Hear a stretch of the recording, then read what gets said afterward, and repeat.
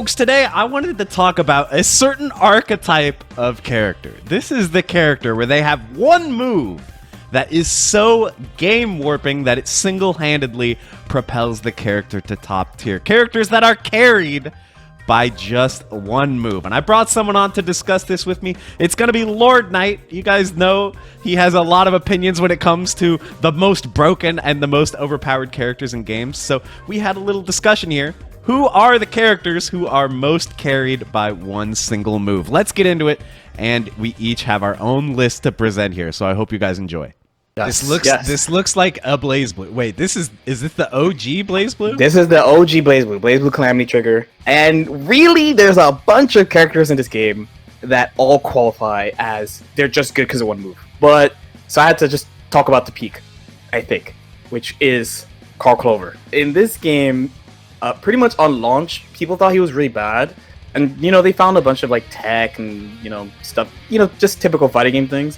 But truly, the reason he shot to the top, his character is triple S usually, or double S, depending on who you talk to, is because of one single move, and it's this move. There you go. Ah, the clap. Yes, this is the clap. This is Legendary. the clap. Yes, so thanks to the elite researchers at LordKnight Laboratories, we found this ancient footage from the first year of BlazBlue. So the idea is that you get a random hit. So see how she gets hit from behind, combo, and you do the throw and hit stun. So there's two things that can happen. You take the throw, and because it's a throw in hit stun, and they gave you forever to tech it, they made it so that the throws always deal unscale damage. Whoa. So it always, right? I mean, it's easy to tech, right? It's super easy to tech. Yeah, okay. It has a massive throw tech window. So you either take the throw, or you tech the throw, and the clap is unblockable, and it starts a new combo. So you're like get in an animation of the throw tech or something. Yeah, so you're getting pushed off, and as soon as you like can recover, you have to block the clap. Some people are like, isn't there some type of system like Guilty Gear's like faultless defense to protect you from this? There is, however, this move beats that. So Why? Yeah, I don't know. And apparently they didn't either because they took this out in the next game. So it looks like this. This is literally high level play. And Litchi, which is my main character, see, he teched, and now... And even with the burst, she's even still with the getting burst. Yes. So this round is pretty much over. Okay, he dropped it, but that is literally why he's good. He has other stuff that's, like, good, but his damage output, because he can do it off jabs, basically. He can do it off everything.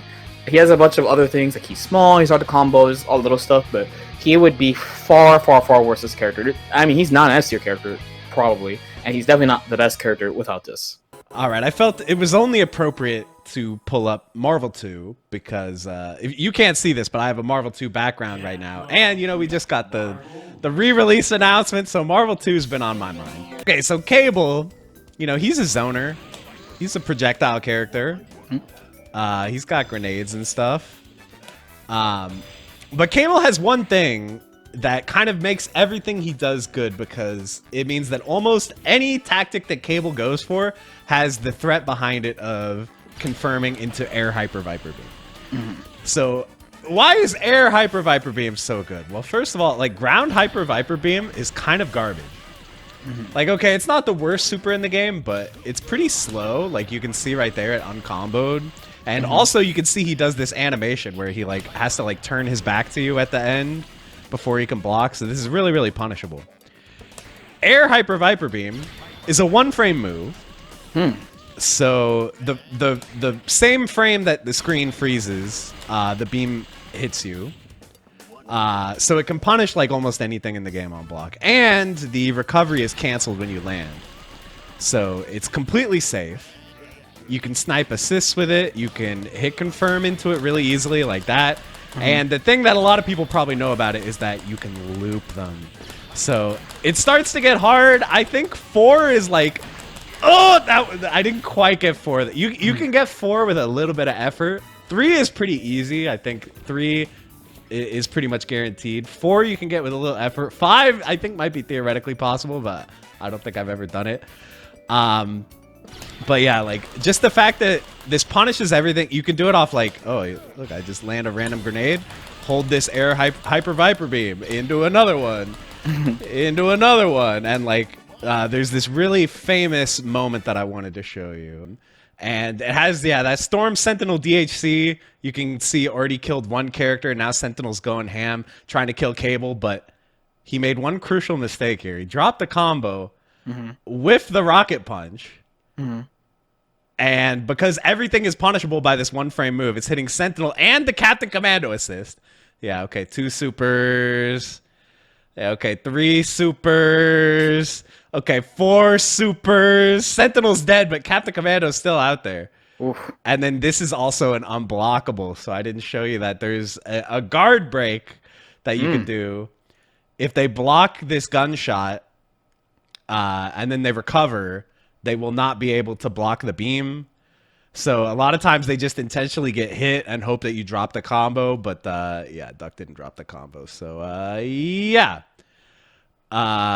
2 characters dead. That's the power of Cable. That's the power of Hyper Viper Beam.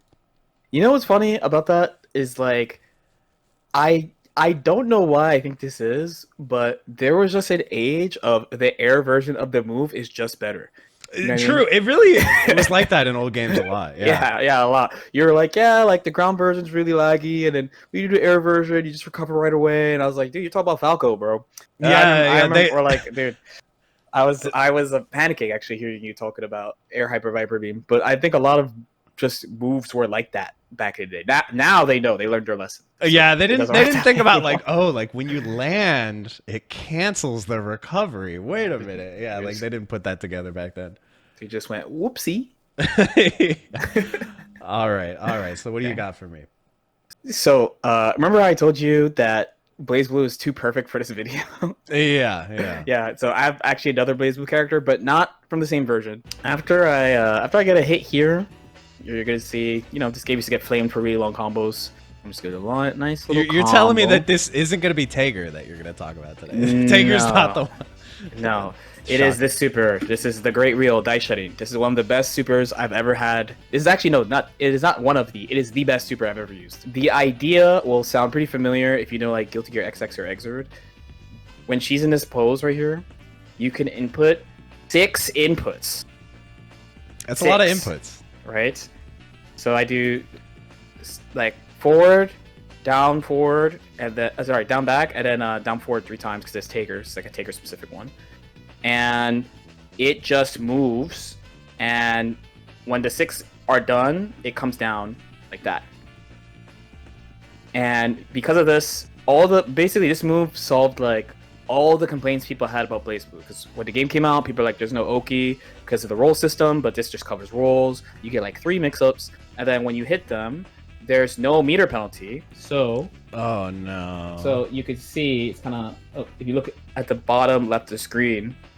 At my meter, you just see my meter just going up, like nothing happened. You could do a whole combo, and you always get the meter back to do it again. So I just do it again, and he dies in this case. Oh no. Okay, and then like even if this wasn't gonna kill, you were gonna do another combo that would easily give you enough meter. Yeah. At this point, this was 2 kill. That's why I did it again, because it was 2 kill. It has like minimum damage, and you can put a little bit more on there, and you could use this in neutral. And once upon a time, actually, it doesn't have this property in this game, Continuum Shift, but in the previous Blaze Blue I showed you, it was a frame 1 invincible.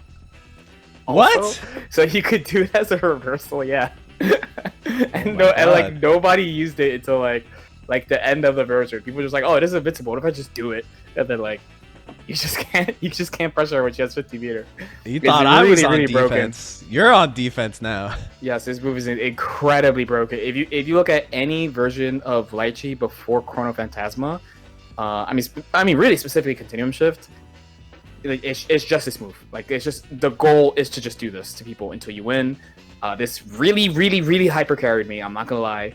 And I'm very glad I got to use a move like this. It moves so Listen, we love a move that plays the game for us. We really so like good. It's so good. All right, so we're going to MK9. This is a bit of a throwback. I'm not exactly known for being an NRS player, but I have some nostalgia for this game. And And I think that this first round really perfectly is going to illustrate what I want to talk about. So this character, Cabal, this man is cheap. I mean, look at this wall of projectiles. He's got air projectiles, ground projectiles. Like, poor Cyrax just has to crouch dash for like 90 seconds at a time. But now Cyrax has a hit. It gets burst. You're going to have to land another hit, Cyrax. Oh, you got to go corner to corner again, baby. You got to just dash, block, walk and block, baby. Walk and block all the way to the corner. Come on. Come on, he's working so hard. Dude, this is curse. He's working so hard. Wait for it. He's got the corner. Okay, chance. So now he gets a combo. He burns 1 meter to get this follow-up combo. And then that was actually a reset right there. That was a reset, and now Cabal is dead. So that was, how much damage was that? 90%? Yeah, that was like this is like Carl. Yeah, okay. So first of all, this is a little bit cursed by itself, by the way. Cyrax has a few good moves here. This move right here, the frame advantage on this, I'm pretty sure this is plus 30 on hit. Jeez.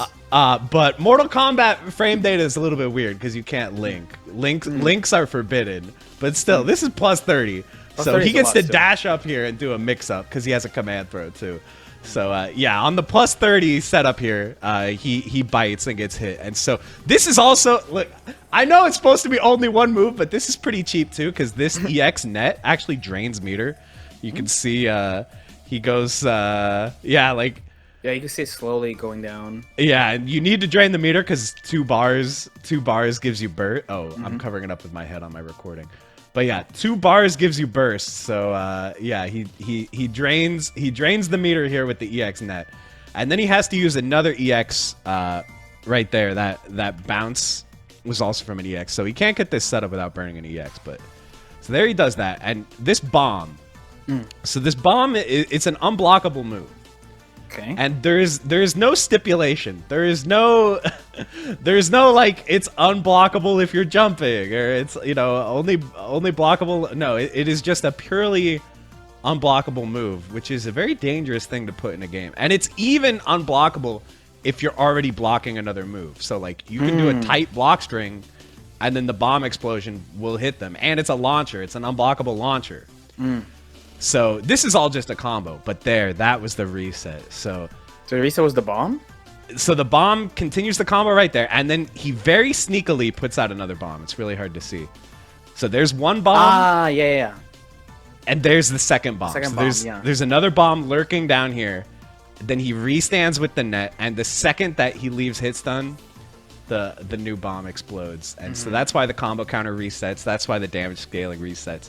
And he's dead. So yeah, like Cyrax, he was top tier, and he had several good things. Like his command throw was really cheap, and he had some good moves in general. But the bomb is like the thing, because even against these ultra cheap characters like Cabal is also one of the best characters in the game.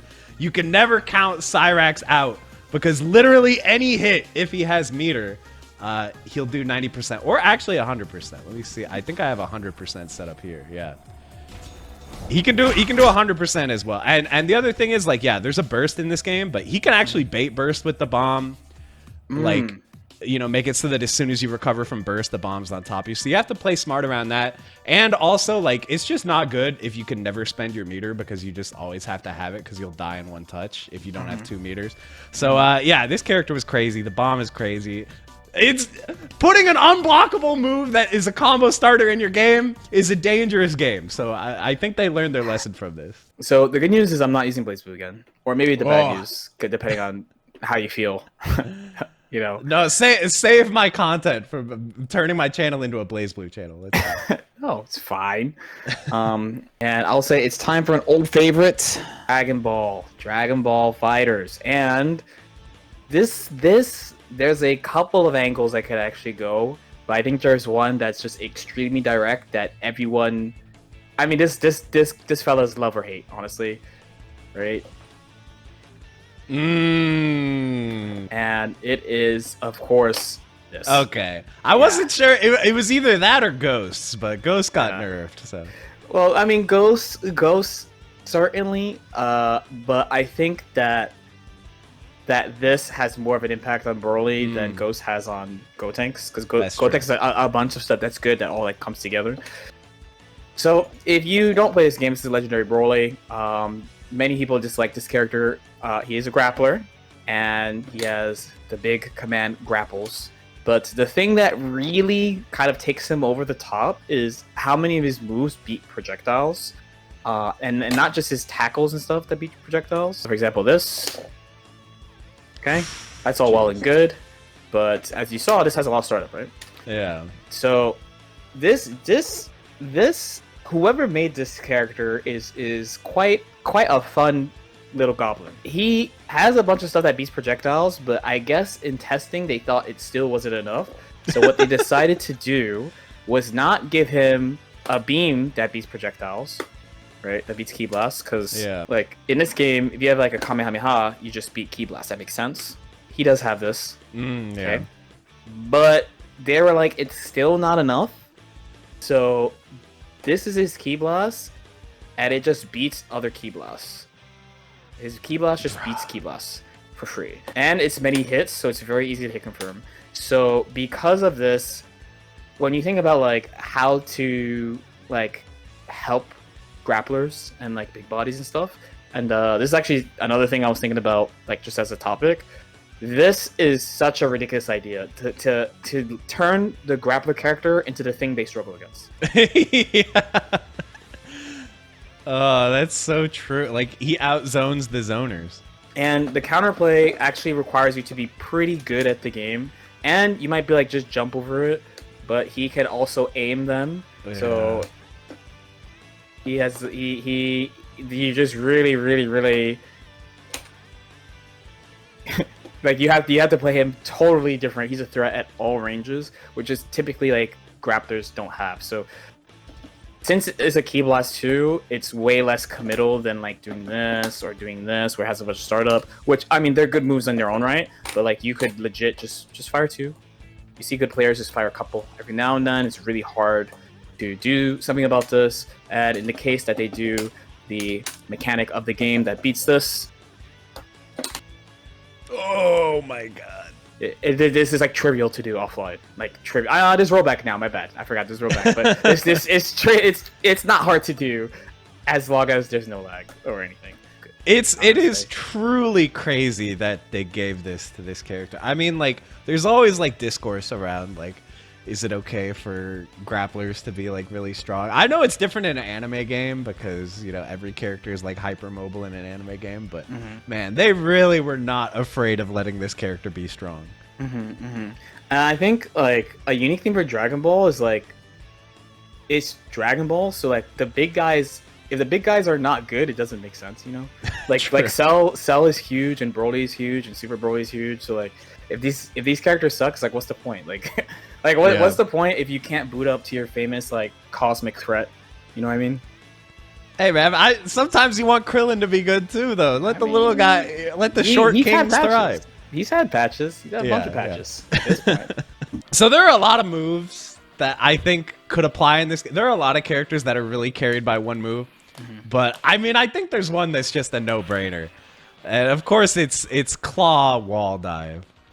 So yeah, again, like, I'm not gonna deny he has many good moves. Like that move is good. All his pokes are good. He has like fastest jump in the game, good walk speed. So he has multiple good things going for him.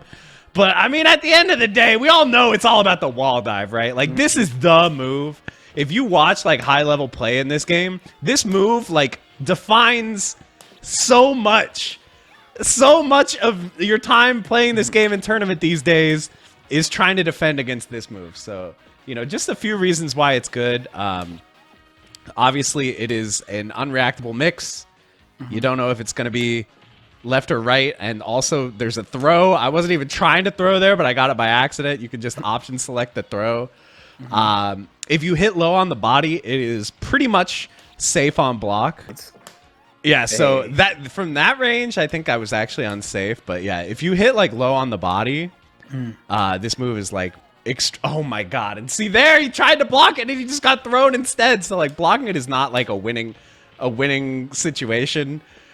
And yeah, if you hit low on the body, see, like that's like completely safe. Look how far away I am. So yeah, it's safe. Mix up. It loops into itself. And also, let's see if I can actually perform his super. What's the input for his super again? I forgot he had a super. There it is. Cool. So his super also just like comes out from his wall dive and does a lot of damage. So like, yeah, the wall dive is just ridiculous. I mean, just watch high level super turbo and you'll see this move about 10 billion times in a round. Like, there's nothing to do about it. You just got to take the mix and it's safe on block even if you do block it, and he can just do it whenever. So yeah, this move is one of the most broken moves I've ever seen in any fighting game, and that's it. Yeah, there was that thing about how all modern fighting games have like a million neutral skips and stuff. And I used the wall dive. I made a meme clip about it, and I used the wall dive. I used this wall dive. I mean, like theoretically, you can like air to air him or something, but if you mess up, you're just gonna get knocked down and get put into the mix. The reward is so good for him compared to what you get for interrupting it. So yeah. So here's a question for you: do you think this still happens? Because I think that's a good question. I think no. Like, for example, in Strive, I think they really go out of their way to make it so that you use all of a character's moves. And, like, it's pretty common that they will buff moves that people don't use to just make people use them. And I have, like, I can think of 5 easy off the top of my head moves that, like, they buff specifically because people don't use it. So, in my I head, think you're right. Don't do it anymore. I think, yeah, it's partially like design, like they've gotten smarter, they've gotten better at seeing the patterns, but also, we have patches now, so stuff like, well, although they never nerfed Broly Key Blast. They never nerfed that. I mean, there's flaws. I mean, there's not really flaws. Flaws is the wrong word. It's just like, he does no damage off it. That's basically the how they balanced it. But yeah, some of the things we showed today, they would nerf into the ground, like that. Oh, for sure. That Litchi super would not survive the patch era. No, not that long. So yeah, I think you're right, and I think maybe that would be a good idea for a future video. Is like moves that were basically made usable by patches, or like moves that were created by patches. Yeah, true. It's an interesting point. This is one of those like. I really like talking to you about games because sometimes I think there's like these beats of like games from like Street Fighter 4 era or earlier where we're just like, dude, like did they just not know or like not care or like didn't think it was that crazy until people actually got their hands on it. So it's always interesting to look back because we all used old games. Like the newest game on this list for sure was Dragon Ball FighterZ. Like, by far the newest, right? All the other games are all like clearly old. I mean, this is the game. This is the first game. It's literally the first game. So with that, we're gonna end the video. Thank you guys for watching, and thank you for showing up and bringing your list here. I thought it was a lot of fun. Oh, thank you so much, man. Great. Well, do you have anything you want to shout out and tell the people where they can find you? You can find me a couple places. Of course, I have my main YouTube channel, right? Just LordKnight, so you could watch Guilty Gear and all sorts of other fighting games and collabs and stuff over there. I actually have a second channel that I resurrected for reactions. I only react to fighting game content on there. It's been very, very fun. It's called LordKnight Chronicles, so you can check that out. I'm trying to shill it and get people to go over there. I stream on Twitch basically 5 days a week unless I'm traveling on twitch.tv/LordKnight. And if you are interested in fighting game coaching, I'm also on Medify, so you can check me out there. Let's go. All right. Well, make sure you guys check out those links down in the description. And with that, that's going to be it. Thank you all so much for watching, and I will see you in the next one. Bye, everybody. See ya.